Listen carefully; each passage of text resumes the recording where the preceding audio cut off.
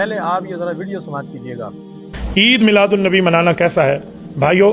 عید میلاد النبی یہ تینوں لفظ اکٹھے قرآن سے یا حضور کے فرمان سے یا کسی صحابی کے عمل سے دکھا دیں، میں مدینہ طیبہ سے گھڑی لایا ہوں آپ کو تحفہ۔ عید میلاد النبی یہ تین لفظ اکٹھے مجھے دکھا دیں۔ ویڈیو آپ نے سن لیجیے۔ موصوف جو ہے وہ اس ویڈیو کے اندر یہ کہہ رہے ہیں کہ قرآن سے جو ہے یہ آپ ثابت کریں کہ عید میلاد النبی صلی اللہ علیہ وسلم، یہ جو تین لفظ ہیں یہ قرآن سے ثابت کریں، ہم جو ہے وہ عید میلاد النبی منانا شروع کر دیں گے۔ گویا کہ ان موصوف نے اس کو دلیل پکڑا کہ یہ لفظ تین لفظ جو ہیں عید میلاد النبی یہ قرآن میں نہیں، تو پھر ہم ان کو مانتے بھی نہیں۔ اگر یہ کہا جائے کہ عید میلاد النبی ہے ہی ناجائز تو اس کے جائز پر ہم ان کو دلیلیں ضرور دیتے، اور وہ بھی قرآن سے دیتے، حدیث سے دیتے۔ چونکہ اب موصوف نے جو بات کی ہے کہ عید میلاد النبی صلی اللہ علیہ وسلم یہ تین لفظ قرآن سے دکھائیں، تو پھر میرا موصوف سے یہ سوال ہے کہ آپ مجھے یہ بتائیں کہ آپ کا جو نام ہے حضرت علامہ مولانا مفتی عبد الواحد قریشی صاحب، آپ اپنا نام جو ہے کیا وہ قرآن سے ثابت کر سکتے ہیں؟ جواب یہ آئے گا کہ نہیں کر سکتے۔ آپ نے جس گھڑی کا نام لیا کہ میں یہ مدینے شریف سے گھڑی لے کر آیا ہوں، اگر کوئی بندہ عید میلاد النبی قرآن سے ثابت کرے تو یہ گھڑی میں اس کو تحفے میں دے دوں گا۔ تو موصوف مجھے یہ جواب دیں، جو گھڑی آپ نے ہاتھ میں پکڑی ہوئی تھی، کیا اس گھڑی کو مدینے سے لانا قرآن سے ثابت ہے، حدیث سے ثابت ہے؟ تو آپ پھر بھی یہی کہیں گے کہ نہیں، آپ کے ابا جان جو ہیں جن کی وجہ سے آپ اس دنیا کے اندر تشریف لے کر آئے، تو آپ کے ابا جان کا نام بھی جو ہے وہ قرآن کے اندر نہیں ملے گا، آپ نہیں ثابت کر سکیں گے۔ آپ کی جو تنظیم ہے جو بند، آپ جو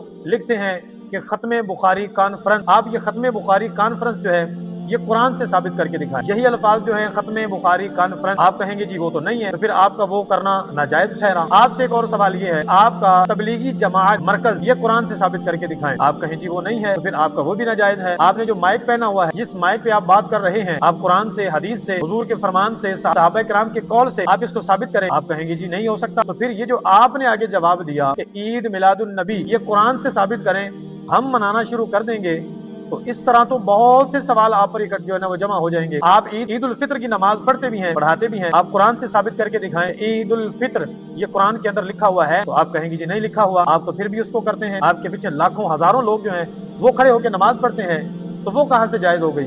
آپ عید الاضحیٰ کی نماز پڑھتے ہیں، پڑھاتے بھی ہیں، وہ کس طرح جائز ہو گئی؟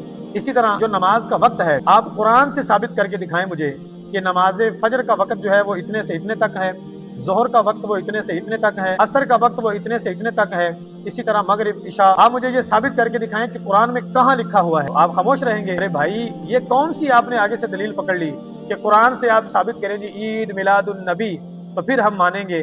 تو یہ آپ کا احمقانہ جواب تھا جو آپ نے دیا۔ تو اس طرح کے جواب دے کر جو ہے وہ آپ عوام کو جو ہے وہ حضور کے میلاد سے، حضور کی آمد سے، حضور کی تشریف آوری سے آپ متنفر نہیں کر سکتے۔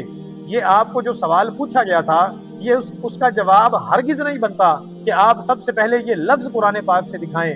ہاں آپ ہم سے سوال کریں، ہم سے پوچھیں کہ عید میلاد النبی منانا یہ جائز کس طرح ہے، تو ہم پھر آپ کو قرآن سے حوالہ دیں گے، ہم آپ کو قرآن سے ثابت کر کے دیں گے۔ اللہ نے ارشاد فرمایا فَأَمَّا بِنِعْمَةِ رَبِّكَ فَحَدِّثْ، اللہ نے ارشاد فرمایا بس جب تمہیں نعمت دی جائے تو اس نعمت پر اللہ کا شکر ادا کرو۔ تو حضور کی آمد سے بڑھ کر کائنات کے اندر کوئی نعمت ہے ہی نہیں، ہم حضور کا میلاد منا کر ہم اپنے اللہ پاک کا شکر ادا کرتے ہیں، یہ ہے میلاد، اس وجہ سے میلاد کرتے ہیں۔